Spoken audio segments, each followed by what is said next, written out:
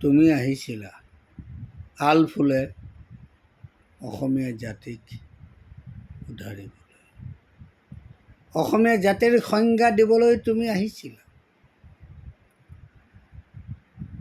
আজি তুমি নোহোৱা হ'লা।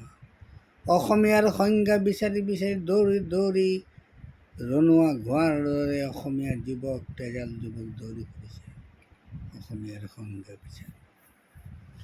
এইটো অসমীয়াৰ সংজ্ঞা জানো আমাক লাগে?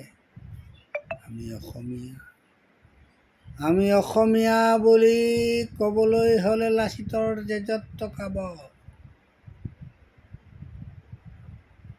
নৰিয়া গাৰে খেদি উফৰাই দিয়া ৰামসিংহ সেনাপতিৰ সেই মোগলৰ আধিপত্য আঁতৰাই জীৱন গঢ়াৰ জাতি এটা অসমীয়া। আকৌ তুমি সুধিছা অসমীয়া জাতিৰ সংজ্ঞা কি? অহৈ বলিয়াহঁত, অসমীয়া জাতিৰ সংজ্ঞা বিচাৰিব নালাগে। অসমীয়া জাতিৰ সংজ্ঞাৰ কাৰণে অসমীয়া ঋষি মনীষী প্ৰভৃতিসকলে সকলো দি গৈছে।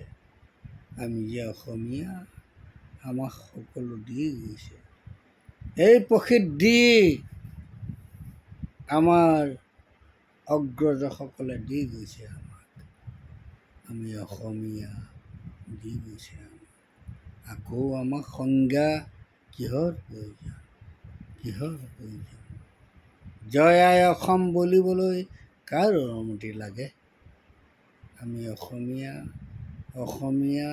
জয় আই অসম আজি আছে, আগতেও আছিলে, হাজাৰ বছৰ থাকিব, কোটি বছৰ থাকিব, পৃথিৱী থকালৈকে জয় আই অসম থাকিব, থাকিব, থাকিব। ধন্যবাদ।